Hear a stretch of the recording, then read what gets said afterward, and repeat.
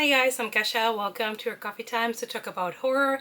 And today I'm back with one of your favorite videos, which is the upcoming books. And we're here today to talk about upcoming books for the month of June. Now lately I've been quite busy, so I haven't been able to upload as much as I wanted, but I could not miss this video because I know you guys are waiting for this video so that I can help you empty your bank accounts. So I could not miss this upload, so I had to sit down and make a list of some of the thrillers and horror books that are coming out in the month of June, which we're already entering summer. Crazy. And yeah, I'm here with a list of 38 books. I thought maybe summer starts to slow down a little bit when it comes to horror releases, but fear not, there is enough for everybody this month. Now let's go and talk about all of those 38 books that I have on my list. It's coffee time!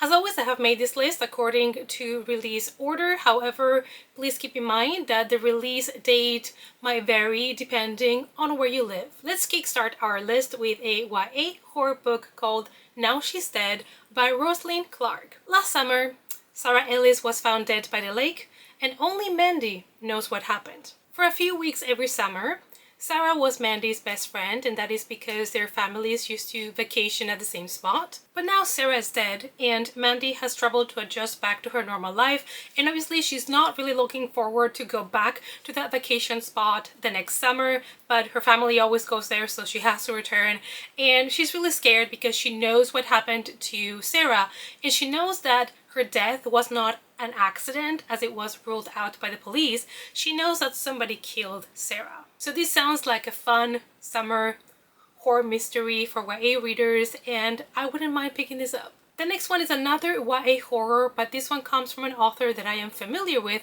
and that is Rory Power. Her new book is called Kill Creatures. And I mean, look at this cover. Stunning. Last summer, Nan's three best friends disappeared in South Cedars Canyon. She has spent the last year grieving them and also trying to avoid the questions about what happened that day, and now it's going to be the 1-year anniversary, so the families want to return to hold a memorial. But the vigil is interrupted when they realize that one of the missing girls is actually alive. Everybody was happy except Nan, because Nan has a secret. I'm really excited about this one. I really enjoyed Wilder Girls by Rory Power, and this is one probably that's gonna go up on my list of books that I need to get. Now we're moving to a mystery book, and it's called Tell Me Something Good by Cord Stevens. This is the story of the very rich and the very poor.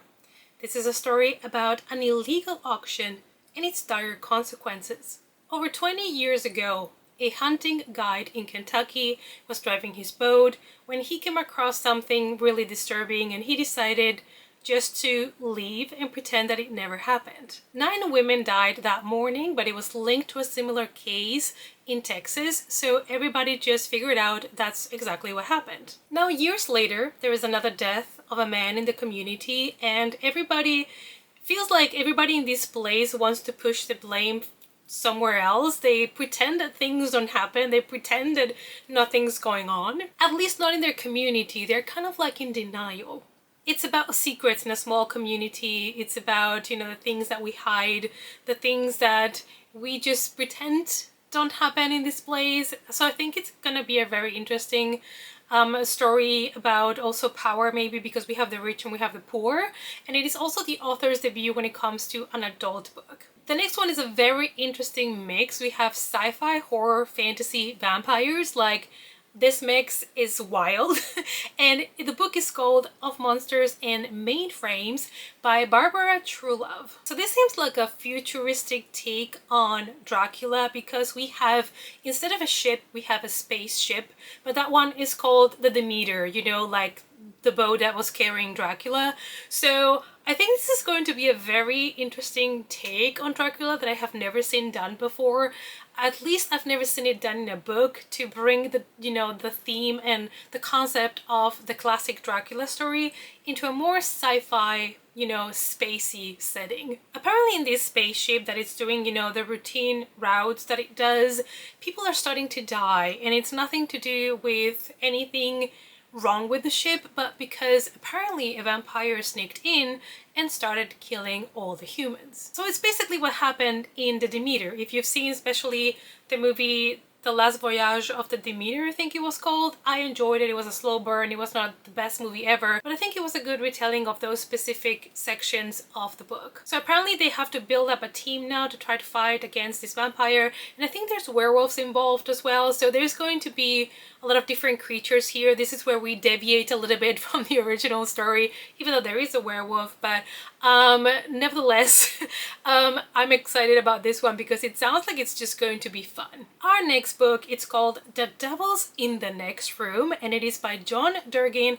and this is supernatural horror. Isolated in a farm deep in the woods in New Hampshire, we follow Brian, a guy that is taking care of his brother. He's taking care of his brother Beau, who suffered when he was a child from a head injury, and also he's taking care of his mom. So the brothers have been living here as a family kind of peacefully, but there's always been something in the woods, something dark. Dead bodies are turning up, and the dead bodies are kind of like twisted in weird ways, and they have these symbols in their body, so something is going on. They start to hear screams in the woods, and Brian is starting to investigate and to discover that perhaps the things that are happening right now have something to do with the family's past. The next book is called I Can Fix Her by Ray Wilde. This novel is compared to Things Have Gotten Worse Since We Last Spoke, which immediately hooked, immediately interested, and I know this one is queer horror as well. Johnny spots her ex Alice at a local cafe, and Johnny is not happy because the breakup was not a good one, and then Alice basically ghosted her. However, Johnny can't not kind of decline the invitation when Alice invites her back to her place because Johnny still dreams of a possible second chance. They spend the night together, everything seems to be fine, but the next morning they realize that Alice is still Alice and Johnny is still Johnny, so they have not really changed. So obviously based on the title, I'm going to assume that this is based on the narrative that you can fix your partner, you can make them change to fit your needs, and that is so toxic. So I think this is going to be a dark, toxic book, probably with a lot of horror, hopefully gore. So I'm excited about this one because if it's anything like Eric LaRocca, I'm in. Next we have a novella called Homecoming by Micah Castle. The death of an old friend makes Jake return to his, hometown that he didn't want to return to, which is a common narrative in horror stories, but that I always love and enjoy because I always want to know why they left, why they don't want to go back. So anyway, he has to go back, and because of a storm, he's unable to leave, and he's locked inside of his childhood home. Spending the night there is going to be a challenge because he's going to start seeing things and hearing things, asking him to do things. So it kind of sounds like it's gonna have maybe a supernatural undertone, and I think it sounds very interesting, and horror novellas are always welcome because we always need quick reads sometimes. This is apparently also a little bit of psychological horror, so if you're into that, get your hands on it. Now we're moving to a thriller, and this one is called Plays Well with Others by Lauren Miracle, and I think that title is a lot of fun. Jake has lost a lot. She has had a stillborn son, she has lost her marriage, and now she has also lost her job and reputation. So, needless to say, Jake is screwed.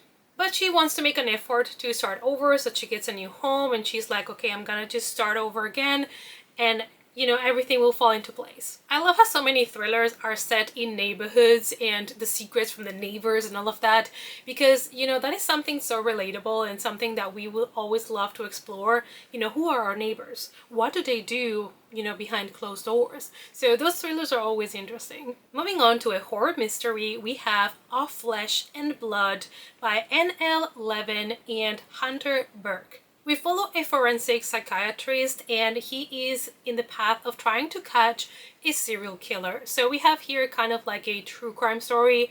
I'm already sold. You guys know true crime is something that has a hold on me. In 2008, a serial killer and also a cannibal serial killer killed 8 people and also consumed their flesh. So I guess if you don't like gory books where they describe maybe people eating people, cannibalism, maybe this one is not for you, but I do enjoy that.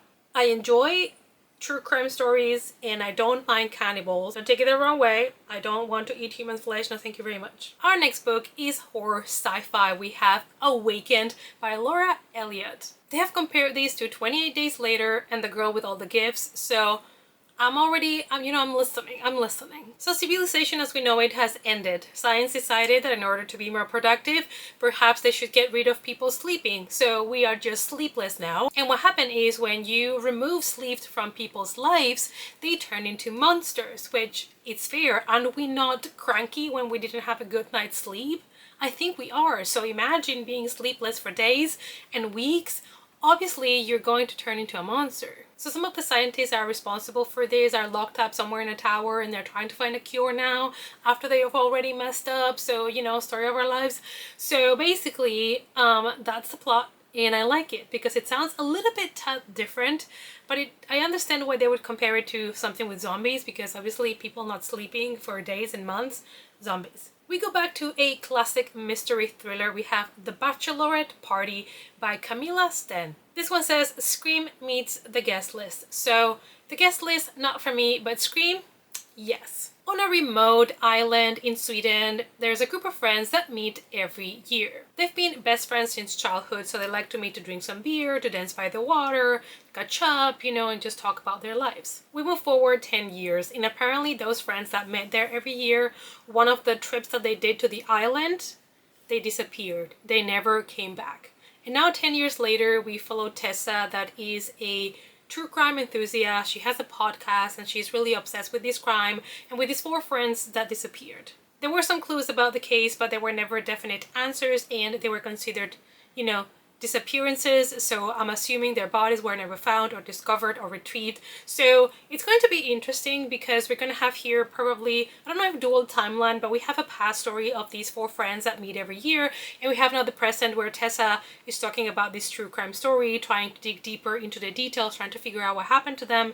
So this sounds really, really good. The next one is horror fantasy vampires, and this one I have it pre-ordered because it is one of those authors that is kind of like an out-of-buy author for me, and it's weird because I started reading this author a long time ago and I started reading her YA books, and that is V. Schwab. So her new book is coming up and it's called Bury Your Bones in the Midnight Soil, and I'm really excited about this one because obviously vampires. Now I know V. Schwab's not for everybody, but it tends to work for me, so I'm really excited about her new release. So it seems we're going to be following different characters in different timelines. The first one is in 1532 and we are in Santo Domingo de la Calzada, and we follow Maria. Maria hates men, they haven't been treating her really well, and she's desperate to look for a way out when a stranger offers her a solution.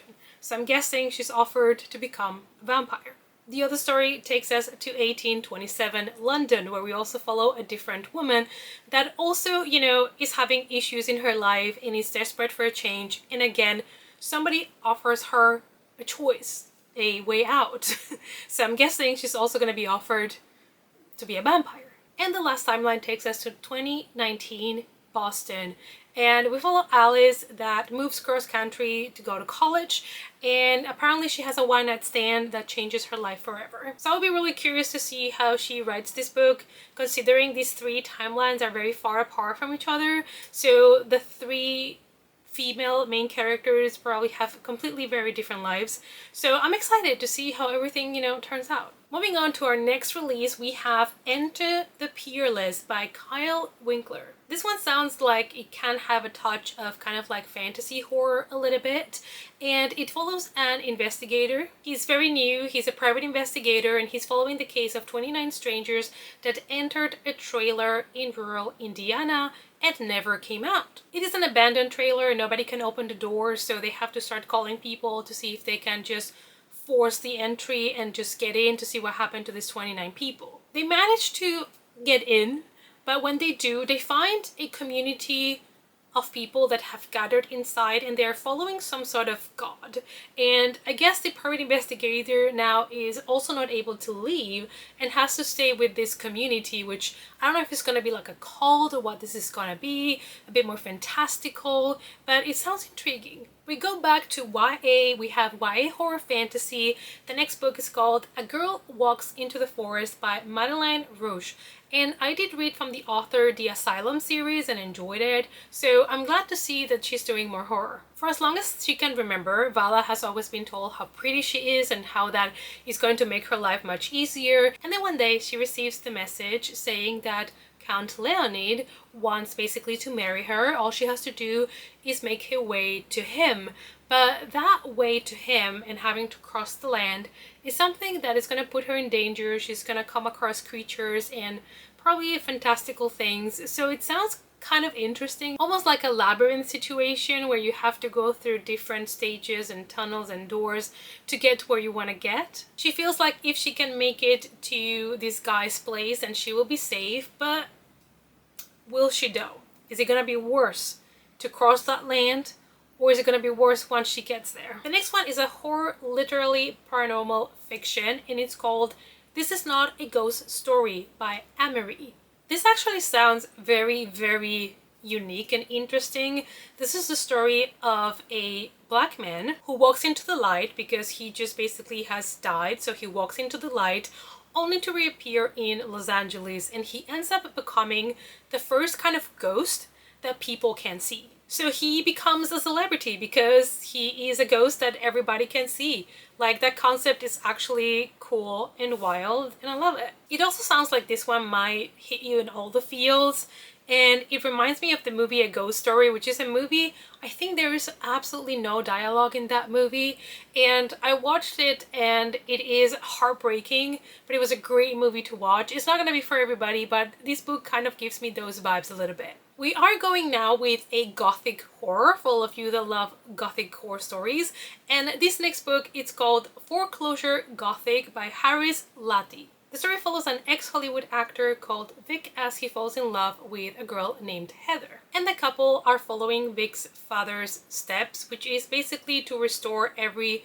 home that has been foreclosed, so they're trying to restore the foreclosed homes. I think this is a very unique and evocative tale of generations and the differences between the generations, and also an intimate look to childhood and parenthood. This sounds like it's going to be a little bit more out there, you know, maybe it's not going to be as linear as your regular story, but it's one that has me really intrigued. Also, this cover has me truly, truly intrigued. And we are still staying on theme because we have another gothic horror book. This one is called Ashes of August Manor, and it is by Blaine Daigle. So this is for the classic gothic horror fans because it's supposed to be for people that love The Haunting on Hill House and The Haunting of Bly Manor, so very classic tales. Noelle works as a hospice worker, so she's very familiar with death, and she gets a job offer to care for the patriarch of the August family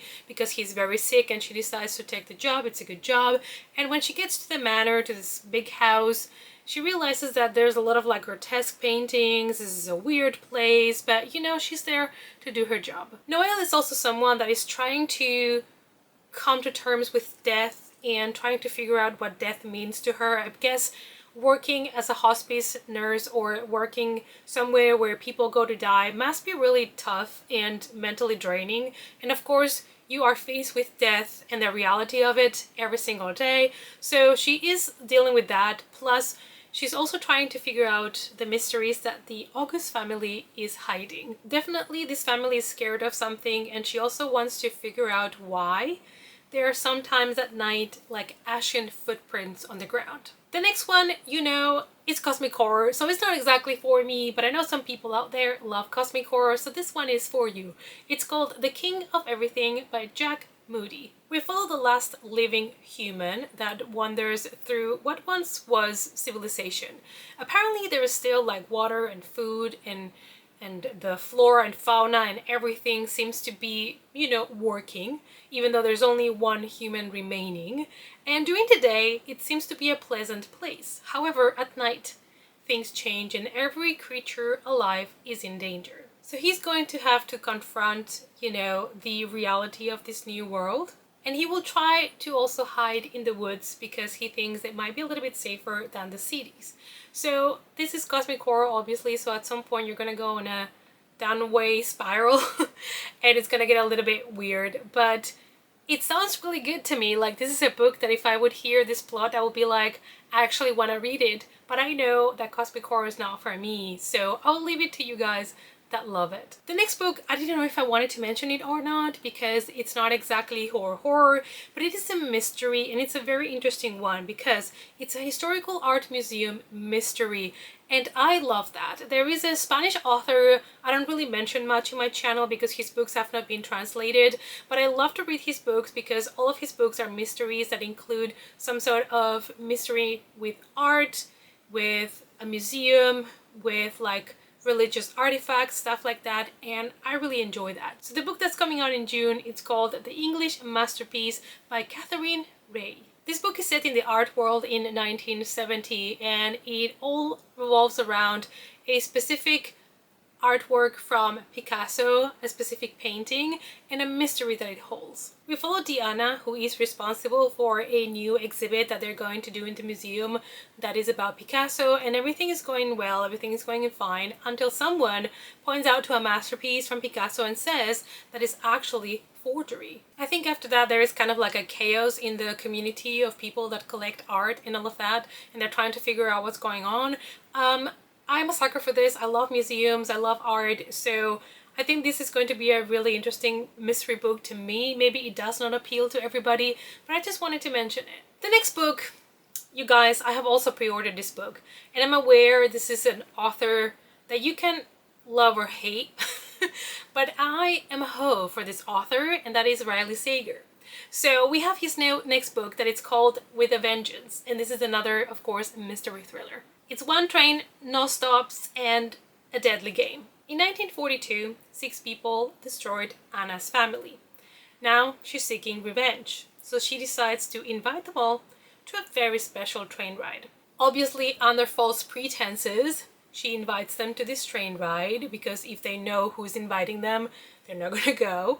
What she wants to do is to confront them and to make them confess and turn them to the authorities. But Anna's plan is not going to work out really, because once everybody's on the train and the train departs, somebody's murdered. So it's clear that somebody in this train, somebody on board, is really aiming for bloody revenge, and the train is not stopping. It's not making any stops until the final destination. So what's going to happen inside of the train? It obviously takes you back to Murder on the Orient Express, obviously by Agatha Christie, so we shall see. We go back to pure horror, and the next book is called The Hunting of Luke Schumer by Jennifer Osborne. We follow an introverted groundskeeper that finds a very mysterious object at a yard sale, and by getting that object, some sort of evil is released into the world. This is a tale of demonic possession and mental manipulation, and nobody is safe. Now we have religious horror, a book called The Restless View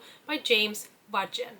We follow Father Thomas as he is navigating, his childhood trauma. His mental health is also declining, and he's a religious fanatic.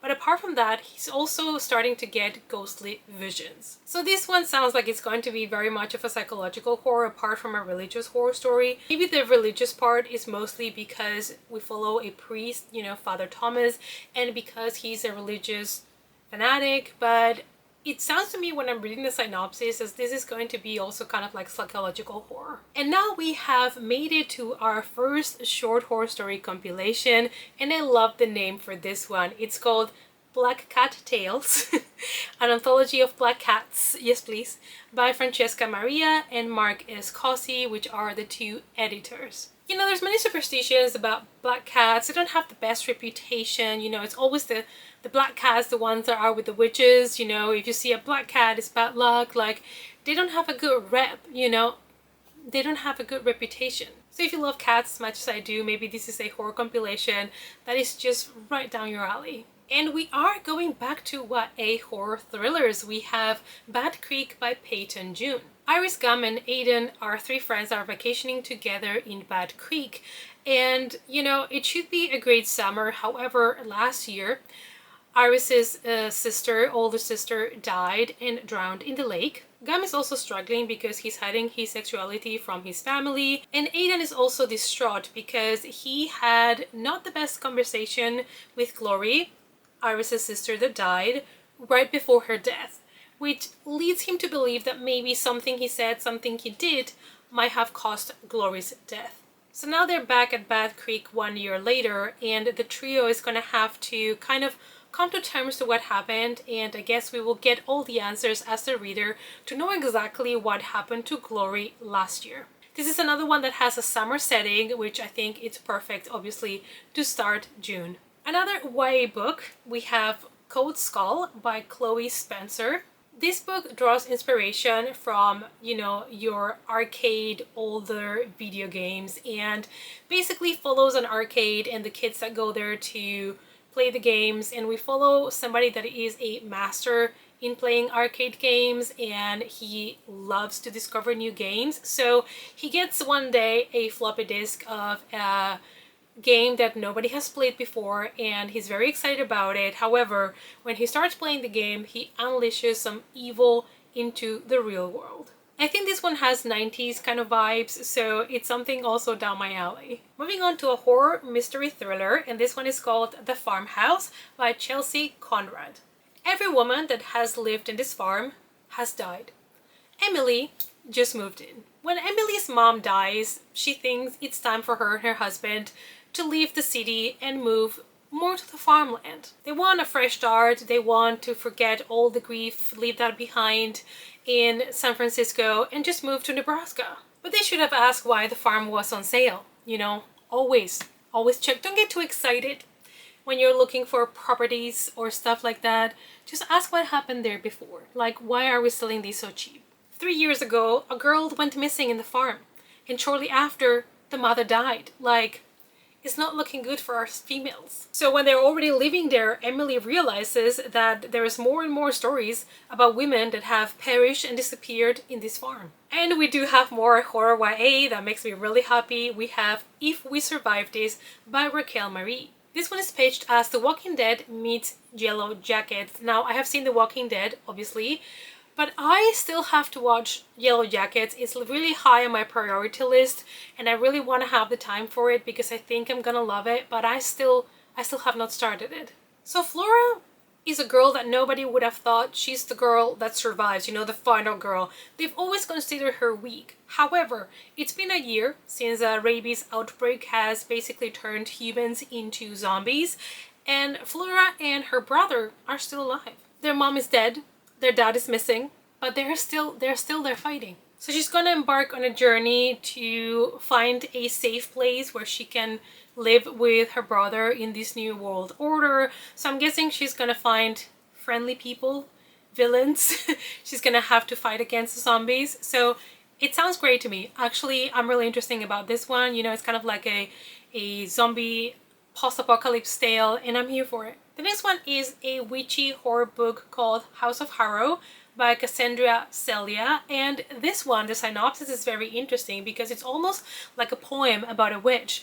And I was trying to read some of the Goodreads reviews that it has, which is not many, but there's some for people that received the ARC, and apparently this is supposed to be a really dark and gruesome retelling of Hans and Gretel, almost. Like, that's how people were comparing this, and I am intrigued. Call me intrigued, because witch books, sometimes it's easy to fall into all of the stereotypes, but if you say this is kind of like a darker interpretation of something like Hansel and Gretel, I'm in.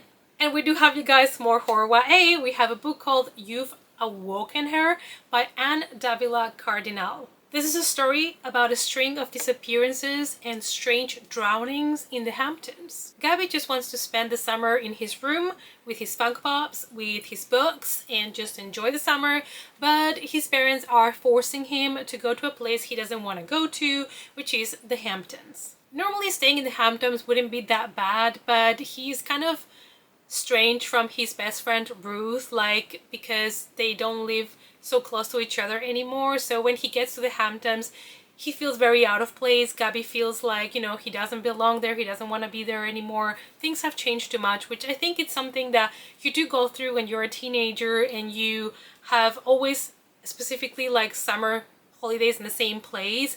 Sometimes people grow up, people drift apart, and it's very interesting to see how these friendships also change over time. And now on top of that, there's people disappearing, there's people drowning in the Hamptons, and nobody knows why. They're calling them accidental deaths, but are they? Are they? I have a feeling that Gabby is gonna find out what's going on in this place. Next we have a story compilation that I'm really excited about because it is a YA story compilation and it is a horror one, obviously, and it kind of sounds perfect for Halloween, but it's already going to be released in June, so keep your eyes peeled for this one if you are looking for October books, you know, because I think this one might be fitting because it's called 31 Days of Spooky. Ghastly ghost stories to send a shiver down your spine. And yes, it is 31 tales that are even illustrated. So like I said, this sounds like a perfect October book. This also follows kind of like a daily format to help you navigate October and Halloween month. So I mean, what more do you want? And obviously because you have different authors, you're going to have such a wide variety of different types of horror, subgenres of horror, you know, different types of storytelling. So it sounds fantastic to me. It's also going to be great for people that don't have much time for reading but still would like to do a little challenge for Halloween, that you can do a short story a day. Now we go to a horror mystery thriller called Smile for the Cameras by Miranda Smith. And I don't know why, but this kind of cover and title really called to me. So this is a thriller influenced by 90s horror films. I'm already sold. 20 years ago, Ella was the it girl. Everybody loved her because she was in a very famous horror movie, a slasher called Grad Night, and she was the final girl. But the real horror happened off cameras, and something happened during that filming that neither Ella or any of the other crew members have ever spoken of before. So shortly after the movie was released, Ella disappeared from the acting scene. Now, Ella has decided, you know, she can slowly go back into Hollywood, and she's going to participate actually in a documentary talking about that movie, Grad Night, that made her popular. They go back to the original set to kind of relive the movie, but then they realize that the people that died in the movie are starting to die in real life in the same order. Now, I have seen this done before, but it's something that I will always gravitate towards. This book sounds perfect for me. Moving on to horror fantasy, we have Glass Girls by Dani Shukuhi. When 34-year-old Alice learns that she's pregnant, she doesn't know if she wants to keep the baby or not because she's very distant from her family. She feels very lonely and alone. Not only that, she knows that her family has this kind of curse that is passed from generation to generation. She has very bad memories about her abusive mother, and I guess this caused a trauma and she doesn't want to make the same mistakes. Alice's gift is basically channeling ghosts, and she doesn't know if she wants to pass this to her unborn kid. And on top of that, Alice's sister gives her a cold because somebody is possessing one of her kids, and Alice can't help, so she decides to return to help free this kid from a possession. And this sounds like a very, very dark, almost a little bit religious horror because we do have possession, but also we have a family with a curse that kind of makes your kid inherit your gifts, good or bad, I guess. So it sounds like a very interesting but very messy family dynamic. Our next book is a horror thriller called The No End House by Jeremy Bates. Now this book caught my attention because they have compared this to Saw and also to Hostel. So I'm like, tell me where do I get this book because I need it. So apparently two guys are going to enter a haunted house. It's kind of like a challenge, and they kind of unwillingly volunteer to participate in this challenge. There are 9 rooms, 9 tests, and just one chance to get out alive. So it is a Gothic house in Barcelona, and the owner invites people to participate in this challenge. And it's kind of like escape rooms, right? So you go from room to room, I guess, solving puzzles, trying to get out, but it's not going to be as easy as your regular escape room. And I will say this my whole life. You will never catch me in an escape room. I'm sorry. It's not like I believe that something's going to happen to me, but I have seen too many horror movies. I have read too many books. I'm not letting anybody lock me anywhere. Like, it's not happening. There is also a large cash prize if you can make it to the end. However, strangely, nobody makes it out of this house. The next one I wanted to include here because it is not so often that you come across a horror western. It is called 10 Sleep by Nicholas Velardes. They say it's Jordan Peele's Nope meets True Grit, two movies that I really enjoyed. Greta has received a job offer from one of her oldest friends, Tiller, and the job is basically a 10-day job to drive cattle from one place to another, and she needs the money. She thinks that, okay, I know the cattle, I know the land, so it should be an easy job for me to do. However, when she embarks on this journey, she realizes that there are some creatures she didn't know were going to be there as well. She didn't know that there is some kind of unexplicable murders that have been going on in this land. Is something that, oops, somebody forgot to tell her. And she realizes that maybe Tiller, you know, the friend, which questionable friend, I'm thinking about it now, questionable, maybe he's hiding secrets from her. And what seemed like an easy 10-day job might actually become her worst nightmare. We do have one more YA horror on our sleeve today, and that is Mary Neal 1962 by Abigail F. Taylor. We follow 16-year-old Della, and she goes to the town's carnival, and there is this lady, like one of those, I think, kind of like tarot tellers, you know, this kind of people, that tells her that she needs to leave town because something dangerous, something evil is coming. Della ignores this woman, you know, she thinks it's just, you know, the carnival people being theatrical and, you know, dramatic, whatever. So she doesn't leave before dark, and then her sister is killed. And this murder really shokes the community. They've tried to put the blame in one of the carnival workers, but there might be something else, something perhaps supernatural, that has arrived to this town. And that's because Della's friend gets bitten by something, and after that, that friend changes. And from what I've read, it looks similar to what it could be possibly be vampires. So getting up my list, vampires, putting it up my list. Moving on to a mystery gothic historical fiction, and this one is called The Dark Library by Mary Anna Evans.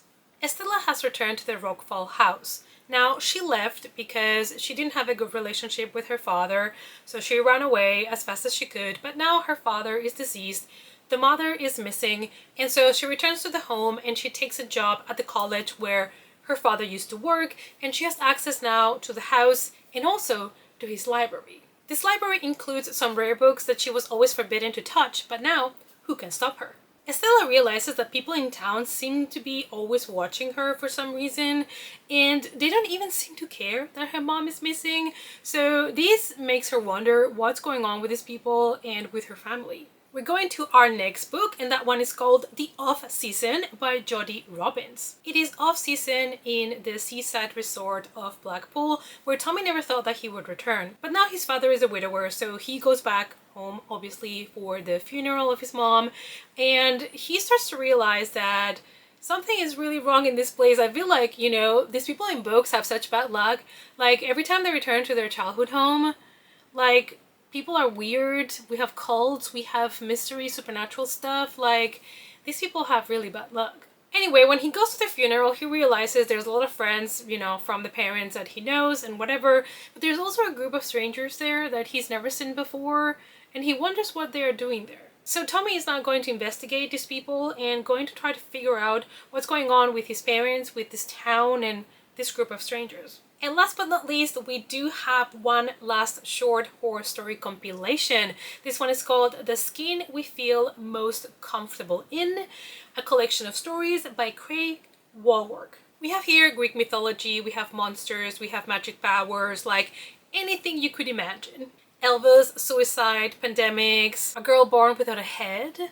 Okay then. So it's going to be a wild mix, but if you're looking for more short horror stories for you, if you love them, then this is a book that you might be interested in. Alright you guys, it's been a while. I've been here for over an hour, like an hour and a half or something, because there's so many books that I had to talk to you about, but I hope that you really enjoyed this video and that you found something here in this list that you're interested in, maybe a release that you forgot was coming out, or maybe something new to discover. So hopefully this was a good video and you found some good recommendations. Thank you guys as always so much for watching, and I hope to see you all as always in our next coffee time. Bye!